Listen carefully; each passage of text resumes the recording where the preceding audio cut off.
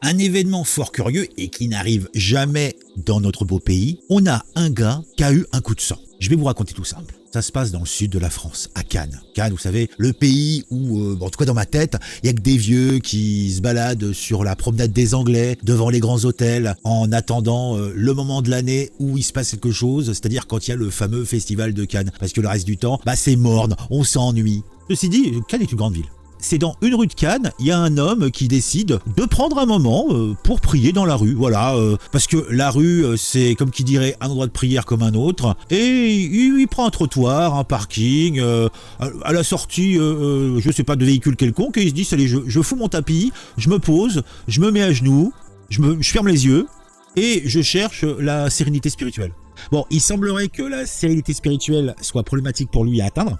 Disons clairement que son choix d'emplacement n'a pas plu à tout le monde, puisque une passante, on sait pas, ils ont pas précisé. Donc moi, dans mon idée, je vais dire que c'était une passante. Donc une passante qui observe l'homme en train de prier dans la rue et considère que l'emplacement n'est pas prévu à cet effet. Donc, elle ose lui faire remarquer que ceci n'est pas un lieu approprié pour faire sa petite prière. L'homme semble accepter son point de vue, mais il est un petit peu préoccupé. On se demande pourquoi. Là, d'un coup, sans avertissement aucun, l'homme sort un couteau. Alors, on sait pas d'où, de sa poche, de son dos. Enfin, on sait pas trop. Mais en tout cas, il se retrouve un couteau à la main et il tente de poignarder la passante en criant un truc bizarre, un truc du genre « Allah Akbar », « Est-ce que t'as vu mon cartable ?» Je sais plus, les témoins ne sont pas très clairs sur ce sujet-là. Et autant dire que cette petite rue de Cannes se transforme instantanément en un tourbillon de chaos et de confusion. Autant dire, on le serait à moins, la passante est terrifiée.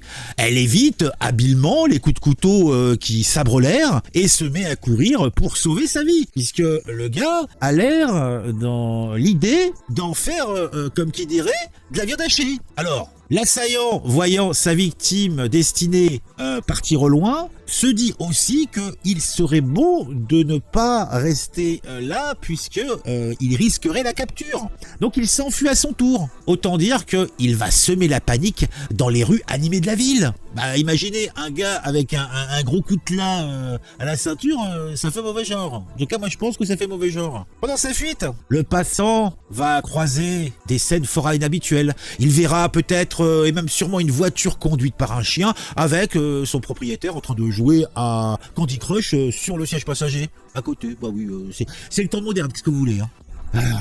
Peut-être même que l'agresseur verra lui aussi sur le bord de la route une femme discutant de façon très animée, même avec une boîte de petits pois qu'elle venait d'acheter, et se demandait si elle allait les manger avec un petit morceau de dinde ou avec rien du tout. Bah oui, rien du tout. Peut-être une petite lichette de beurre.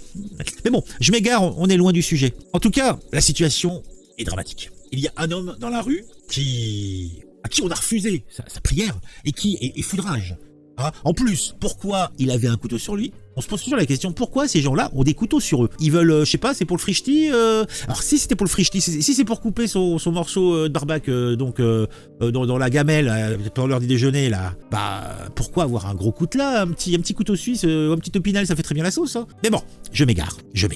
Les policiers sont alertés de l'incident. Et autant dire que grâce à la télésurveillance très présente dans la ville de Cannes, pensez bien, à chaque coin de rue, il y a au moins une caméra, les poulets sont sur les lieux en éclair. Ce sont les membres de la brigade anticriminalité, connus sous le nom de la BAC. Ils sont là, ce sont des héros, ils se lancent à la poursuite de l'assaillant. Il y aura une course-poursuite palpitante à travers les rues de Cannes, avec peut-être quelques petits rebondissements à chaque coin de rue, mais l'article que j'ai lu ne me les a pas donnés. Mais je pense que l'assaillant a dû sauter au-dessus d'une poubelle qui était tombée, peut-être même qu'il y avait une flaque d'eau un petit peu huileuse et il l'avait évité d'un coup d'épaule rapide et déterminé, je ne sais pas. Peut-être que la voiture des policiers qui le poursuivaient avait dû éviter une fois ou deux un landau qui s'était jeté sur la route ou un petit chien qui traversait sans regarder à droite à gauche. Peut-être.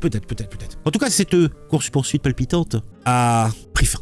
Ils ont enfin rattrapé l'assaillant, le couteau à la ceinture. Il n'était pas prêt à se rendre. Autant dire que le suspense était à son comble. Est-ce que il y allait avoir quelqu'un de blessé? Mais non, finalement, après cette traque intense, les policiers réussissent à arrêter l'homme. Il n'oppose aucune résistance et est placé immédiatement en garde à vue. La ville de Cannes peut enfin retrouver son calme. Au cours de l'enquête, on va découvrir que le suspect est un ressortissant marocain récemment arrivé en France. Mais qu'a donc motivé cet acte mystérieux? Quel secret se cache derrière cette prière dans la rue qui a déclenché cette série d'événements? Au final, la victime est indemne, le vilain est sous les barreaux. Bon, pour combien de temps?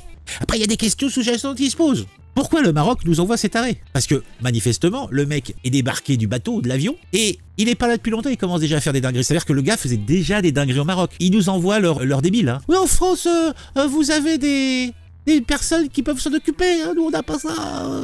Non, faut garder vos tarés, s'il vous plaît.